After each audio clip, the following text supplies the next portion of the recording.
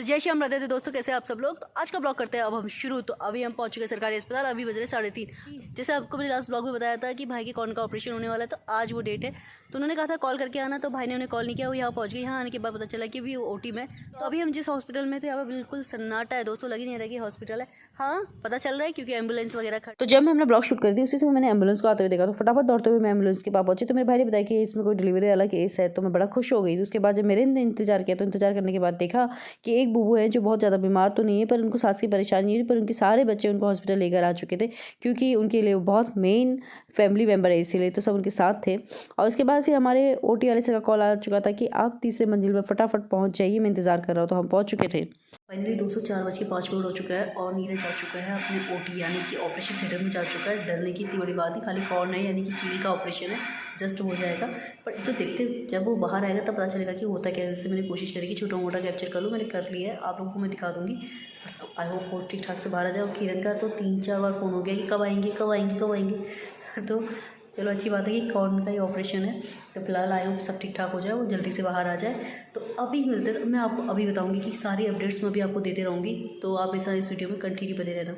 नीरू का ऑपरेशन इस सामने वाली खिड़की, जहाँ इस सामने वाली शीशे वाली खिड़की है ना, यहीं पे नीरू का ऑपरेशन चल रहा है। तो नीरू फिलहाल बाहर आ चुका है, उसने पट्टी पहनी हुई है और जूते। ये देख के तो मुझे वाला याद आ रहा है, पुष्पा झुकेगा नहीं साला। पर फिलहाल यहाँ पर ऐसा कुछ नहीं है। यहाँ पर इसको लगने वाला है टिकनेस का इंजेक्शन। ये डॉक्टर ने मुझे बताया था। मैं चली गई मेडिकल स्टोर, वहाँ से लेकर आ गई मैं ये टिकनेस। उसके बाद नीरज को लग चुका था। फिर नीरू ने बाइक स्टार्ट करी। उसके बाद अपने शूज़ मुझे पकड़ा दिए कि दीदी ये शूज़ पकड़ लो। तो मैंने फटाफट शूज़ पकड़ा और मैं गाड़ी में जाकर बैठ गई। उसके बाद नीरू ने गाड़ी इतनी स्पीडली चलाई ना, कोई नहीं कहेगा कि इसका ऑपरेशन हो रहा है पैर का। स्मूथली गाड़ी चला रहा था। उसके बाद हम कंजाबाग चौराहे पे पहुंचे सीधा। आई होप कि जल्द से जल्द नीरज कहता है मैं घर पहुंच जाऊं, जिससे मैं आराम करने का मुझे मिल जाएगा। तो बस ये रहा इसका हाल, ये रहा इसका जूता। बस अब हम घर पहुंचने ही वाले थे। तो लो जी हम घर भी पहुंच गए। यहाँ पर इसने किरण का सहारा लिया और सीधा आराम से अंदर जा रहा था। पर जाते जाते एक चीज़ भूल चुका था कि भौं के कमरे में बिना मार्जिस के नहीं जाते। फटाफट जाने लगे। फिर मैंने जोर से आवाज़ लगाया, ओए नीरू रुक जा भाई, यहाँ मत जा। तो उसके बाद फिर मंदिर वाले कमरे में किरण से मार्जिस से थोड़ा सा छुआया, जिससे कि बुरी बलाई दूर हो जाए। फिर ये आराम से बैठ के मम्मी को बुलाया। वहाँ पर किरण उनके पास आ चुकी थी। जिससे बच्चा कितना बीमार हो गया होगा ना, तो माँ के लिए तो बीमारी हो जाता। फिर वो बता रहा था किरण ऐसा हुआ मम्मी, ऐसा हुआ, मेरा ऐसे पैर काटा, इतना बड़ा घाव हो गया है। तो फिर ये बता रहा है। मैंने कहा कुछ भी कह गया, कुछ भी मतलब ऐसा इतना बड़ा ऑपरेशन हुआ है। तो फिलहाल अभी जाती मैंने घर की हल्दी यानी कि ये हल्दी लगाई थी, आज इसको निकाल दिया। अब पापा जी काफ़ी देर से बोले थे हल्दी बाहर पड़ी, हल्दी बाहर पड़ी करके। तो मम्मी कह रही है कि खाली पापा जी गुस्सा हो जाएंगे, पहले इसको फटाफट निपटाओ। आज कीरू की भी वैक्सीन लगी हुई है, तो कीरू भी ये काम कर रही है।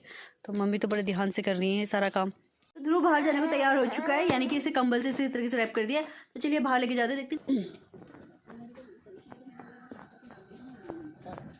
फिलहाल दोस्तों मैं भी बाहर आ चुकी। तो आपने देख लिया होगा मम्मी जी किरण को भी बाहर लेके आ गई। तो मैं कैसे पीछे रहती, तो मुझे तो मम्मी ने चाकू पकड़ाया और बोला बाहर आओ और फटाफट ये साफ करो क्योंकि पापा जी हो रहे हैं नाराज।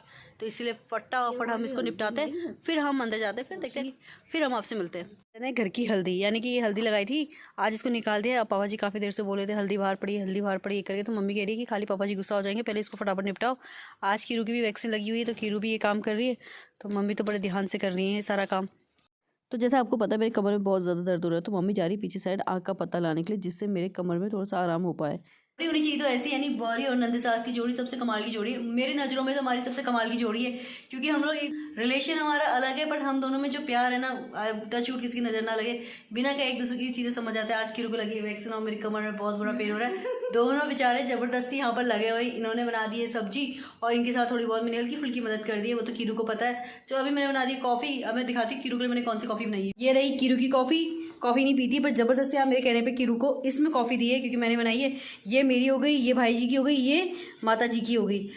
मेरी नंद सास के चैनल को बहुत आगे पहुंचाना मैंने सिखाया अभी जस्ट। बड़ी मुश्किल से बोल दिल में बहुत है पर बोल नहीं पाती, जबरदस्त सिखाया।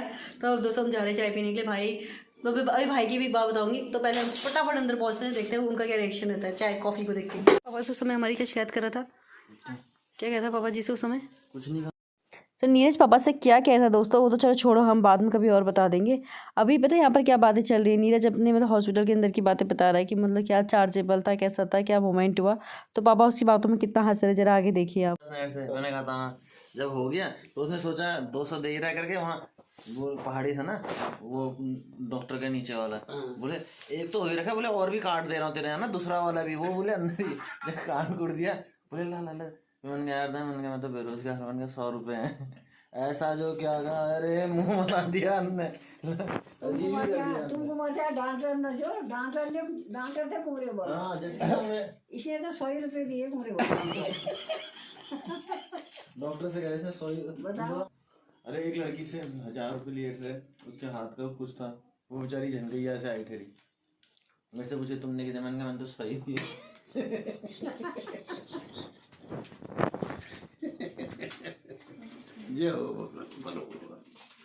मेरे एक दोस्त का कॉल आया था, उन्होंने मुझे बताया था कि यू टीवी एक्शन मूवी एक मतलब हॉलीवुड की मूवी आ रही है, द लास्ट विच हंटर करके एक मूवी है। तो मैं अभी लास्ट टाइम पे देख रही हूँ, यानी कि अभी खत्म होने वाली है वो। तो समझ में कुछ नहीं आ रहा मेरे, पर हिंदी में है, इंग्लिश में तो नहीं है।